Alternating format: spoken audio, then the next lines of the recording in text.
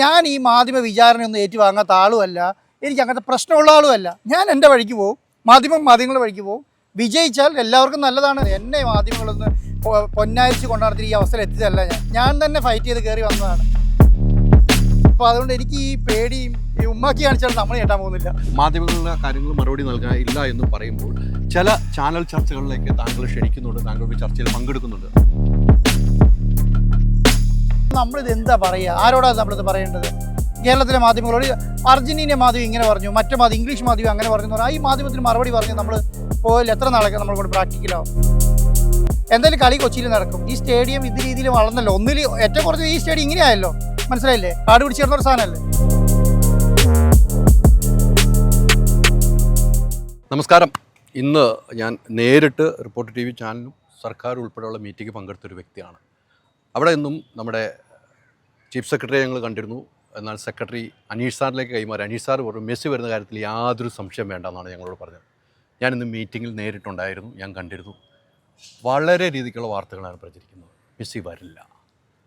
Last മെസ്സിയെ സ്നേഹിക്കുന്ന ലോകത്തുള്ള മലയാളികളെല്ലാം കൊച്ചിയിലേക്ക് വരാൻ കാത്തിരിക്കുകയാണ്. എന്താണ് ആൻഡ്രു സാറിന് പറയാനുള്ളത്? അർജന്റീന മാധ്യമങ്ങളോട് ചോദിക്കുന്നതല്ലേ നല്ലത്? ഇപ്പം എന്നോട് ചോദിച്ചിട്ട് കാര്യം. ഞാൻ അവിടെ ചോദിച്ചില്ല, പക്ഷേ ചില മാധ്യമങ്ങൾ അവരോട് ചോദിക്കുന്നുണ്ട്. ഞാൻ അവിടെ ചോദിച്ചില്ല. ഞാൻ സർക്കാരിനെ വിശ്വസിക്കുന്നു, നിങ്ങൾ വിശ്വസിക്കുന്നു. നമ്മളെല്ലാവിധ ഒരുക്കങ്ങളും പൂർത്തീകരിച്ചിട്ടുണ്ട്. അവരുടെ ഒഫീഷ്യൽ കൺഫർമേഷൻ ഓൾറെഡി നമുക്ക് നേരത്തെ തന്നതാണ്. ഇനി അതിനകത്ത് മാറ്റങ്ങളൊന്നും ഉള്ളതായിട്ട് നമുക്കറിയില്ല. അപ്പം അവർ വരാൻ തീരുമാനിച്ചിട്ടുണ്ട്, അവർ വരും, കളിക്കും. ഇനി കുറേ റെഗുലേഷൻസ് കുറേ കാര്യങ്ങൾ ചെയ്യേണ്ട, അതൊക്കെ അതിൻ്റെ വഴിക്ക് നടക്കുന്നുണ്ട്. നമുക്കിപ്പോൾ എല്ലാ ദിവസവും രാവിലെ മെസ്സി വരും എന്ന് പറഞ്ഞുകൊണ്ടിരിക്കില്ലല്ലോ പണി.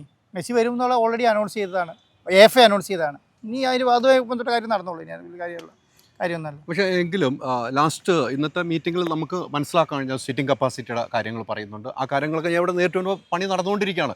ഞാൻ കഴിഞ്ഞ ദിവസം വന്നതിലും എന്ത് മാറ്റങ്ങൾ അവിടെ സംഭവിക്കുന്നത് മനസ്സിലാവുന്നത്. പക്ഷേ എന്തുകൊണ്ടാണ് ഈ മാധ്യമങ്ങൾ ഒരു മെസ്സി വരുവാന്ന് വെച്ചാൽ കേരളത്തിൽ ഉത്സവമാക്കാനാണ് നമ്മളൊക്കെ ശ്രമിക്കുന്നത്? എന്തുകൊണ്ടാണ് അത്തരം ഒരു ഫൈറ്റ് എന്ന് ചിന്തിച്ചിട്ടുണ്ട്? അല്ല, ഞാനിപ്പോൾ അതൊന്നും ആലോചിക്കാനുള്ള സമയമല്ല എന്നെ സംബന്ധിച്ചിടത്തോളം. ആകെ ഒരു 30 ദിവസമുണ്ട്, 5000 കൂട്ടം കാര്യങ്ങളുണ്ട്. നമ്മൾ നമ്മുടെ വഴിക്ക് പോകും. അത് ബാക്കിയുള്ളവർ പറയട്ടെ, ഞാൻ ശ്രദ്ധിക്കുന്നത് തന്നെ ഇല്ല.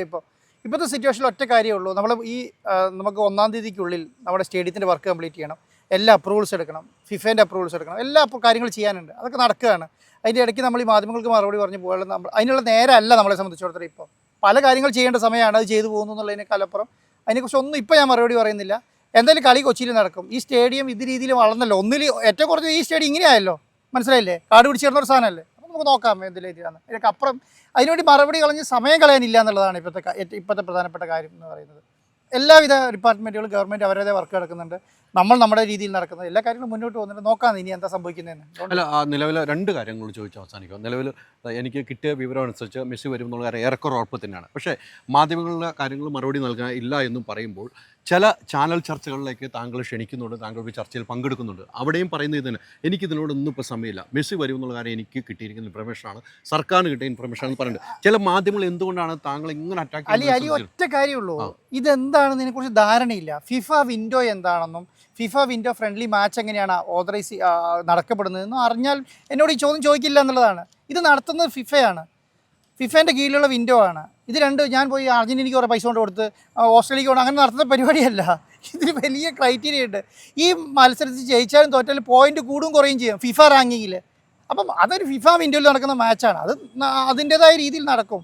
അതിനപ്പുറം നമ്മളിത് എന്താ പറയുക? ആരോടാണ് നമ്മളിത് പറയേണ്ടത്? കേരളത്തിലെ മാധ്യമങ്ങളോട് അർജന്റീന മാധ്യമം ഇങ്ങനെ പറഞ്ഞു, മറ്റേ മാധ്യമം ഇംഗ്ലീഷ് മാധ്യമം അങ്ങനെ പറഞ്ഞു പറഞ്ഞാൽ ഈ മാധ്യമത്തിന് മറുപടി പറഞ്ഞ് നമ്മൾ പോയാൽ എത്ര നാളൊക്കെ നമ്മൾ കൊണ്ട് പ്രാക്ടിക്കലാവും? അപ്പോൾ എല്ലാ പ്രൊസീജിയറും കഴിഞ്ഞ് മുന്നോട്ട് പോവുകയാണ്. ആ മുന്നോട്ട് പോകുമ്പോൾ അതിനനുസരിച്ച് കൂടെ നിൽക്കുക എന്നുള്ളതിനേക്കാളും അപ്പുറം നമുക്ക് എന്താ ചെയ്യാൻ കഴിയും? ആഘോഷമാക്കേണ്ടതാണ് ശരിക്കും. ഞാൻ പറയുന്നത് എന്നെ സംബന്ധിച്ചിടത്തോളം ഇതൊന്നും പ്രശ്നമല്ല. കാരണം ഞാൻ ഈ മാധ്യമ വിചാരണയൊന്നും ഏറ്റുവാങ്ങാത്ത ആളുമല്ല, എനിക്ക് അങ്ങനത്തെ പ്രശ്നമുള്ള ആളുമല്ല. ഞാൻ എൻ്റെ വഴിക്ക് പോകും, മാധ്യമങ്ങളുടെ വഴിക്ക് പോകും. വിജയിച്ചാൽ എല്ലാവർക്കും നല്ലതാണ്, ഈ രാജ്യത്തിന് നല്ലതാണ്, ഈ നാടിന് നല്ലതാണ്. ഇന്ത്യയിലെ ചരിത്രത്തിൽ ആദ്യമായി ഒരു ഫ്രണ്ട്ലി മാച്ച് കൊണ്ടുവന്ന് നടത്താൻ കഴിഞ്ഞു എന്നുള്ളതിന് വലിയ കാര്യമാണ്. ഞാൻ ഇതുവരെ എത്തിയത് തന്നെ വലിയ കാര്യമാണെന്ന് വിശ്വസിക്കുന്ന ആളാണ്, മനസ്സിലായില്ലേ? ഇതുവരെ ഒരാൾക്ക് നടത്താൻ പറ്റിയിട്ടില്ലല്ലോ, ഇതുവരെ എത്തിക്കാൻ കഴിഞ്ഞിട്ടില്ലല്ലോ. എന്തായാലും FA ഒഫീഷ്യലാണ് അനൗൺസ് ചെയ്ത് കഴിഞ്ഞല്ലോ, ഫിഫ അനൗൺസ് ചെയ്ത് കഴിഞ്ഞല്ലോ, ഫിഫ വിൻഡോ അനൗൺസ് ചെയ്തല്ലോ, കേരള എന്ന് പറഞ്ഞു കഴിഞ്ഞല്ലോ. അത് തന്നെ വലിയ കാര്യമായിട്ടാണ് ഞാൻ കാണുന്നത്. ഇനി അങ്ങോട്ട് നടക്കുമ്പോൾ അത് എനിക്കാലും വലിയ കാര്യമാവും. അപ്പോൾ മെസ്സിനെ മാത്രം കൊണ്ടുവരാണെങ്കിൽ മെസ്സിനെ മാത്രം പോയി ഡിസ്കസ് ചെയ്താൽ പോരെ?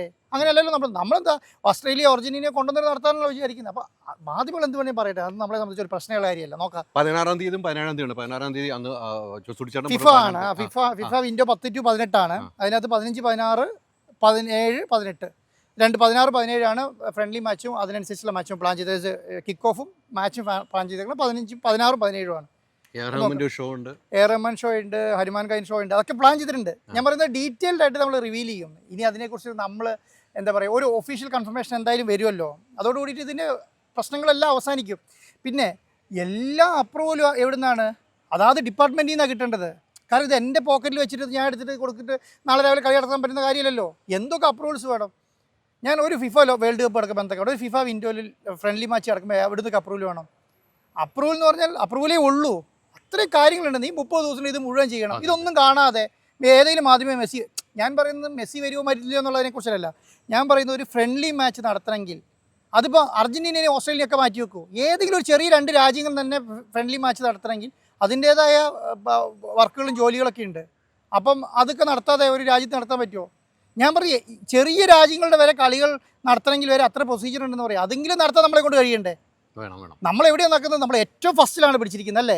അപ്പോൾ അതൊന്ന് ആലോചിച്ച് നോക്കി അതിൻ്റെ എഫേർട്ട് എത്രയാണെന്ന്. അത് മനസ്സിലാക്കാതെ വെറുതെ ആൻറ്റോനെ വെറുതെ ചീത്ത പറഞ്ഞുകൊണ്ട് കാര്യം നടക്കുമെന്ന് വിചാരിക്കേണ്ട. അതുകൊണ്ട് ഞാൻ നേരത്തെ പറഞ്ഞത്, എന്നെ മാധ്യമങ്ങളൊന്ന് പൊന്നാരിച്ച് കൊണ്ടാടത്തിന് ഈ അവസ്ഥയിൽ എത്തിച്ചതല്ല. ഞാൻ തന്നെ ഫൈറ്റ് ചെയ്ത് കയറി വന്നതാണ്. അപ്പോൾ അതുകൊണ്ട് എനിക്ക് ഈ പേടിയും ഉമ്മാക്കി കാണിച്ചാലും നമ്മൾ കേട്ടാൻ പോകുന്നില്ല.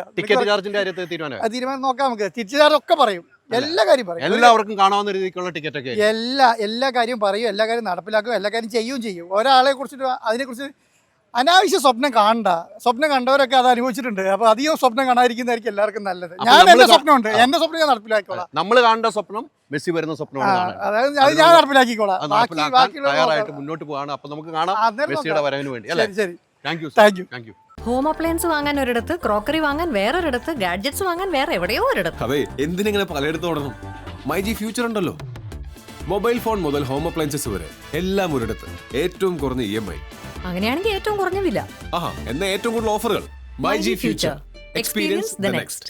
മൈജി ആണ് ഫ്യൂച്ചർ.